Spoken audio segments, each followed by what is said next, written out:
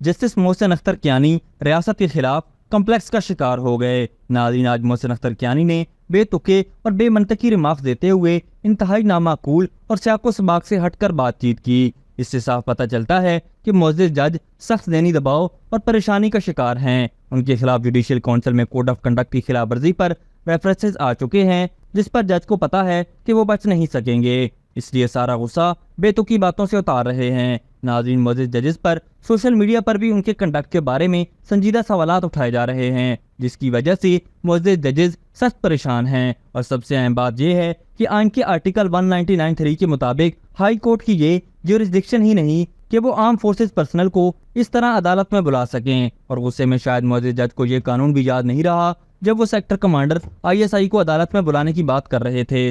जज साहब को चाहिए था कि कम से कम आइन तो पढ़ लेते। जज के ये रिमार्क्स कि ISI कैसे काम करती है, गाड़ियां कितनी चलती हैं, कि वो सवाल हैं जिनका मुअज़्ज़िज़ जज से कोई लेना देना ही नहीं है। और इन बातों का मकसद मीडिया पर टिक्कर चलवाने और अपना बेतुका गुस्सा दिखाने के अलावा कुछ नहीं। लगता है इनको गुस्सा इस बात का है कि लेक व्यू हाउसिंग सोसाइटी में 18% जो इनकी मिल्कियत है वो अब मंजर आम पर आ चुकी है, जो कि मुअज़्ज़िज़ जज साहब ने अपने कजन्स और चचा के साथ मिलकर माफिया के साथ साजबाज होते हुए हराम का माल कमाया है। इसलिए जज साहब अब इस बात का गुस्सा अपने रिमार्क्स के तौर पर रियासती इदारों के खिलाफ निकाल रहे हैं। अभी तक के लिए सिर्फ इतना ही। मजीद दिलचस्प और ताज़ा तरीन खबरों से आगाह रहने के लिए हमारे चैनल इस्लामाबाद इंसाइडर को सब्सक्राइब करना मत भूलिए। और अगर हमारी ये वीडियो आपको अच्छी लगी है तो इसे लाइक कर दें और अपनी कीमती राय का इजहार नीचे दिए गए कमेंट सेक्शन में ज़रूर करें।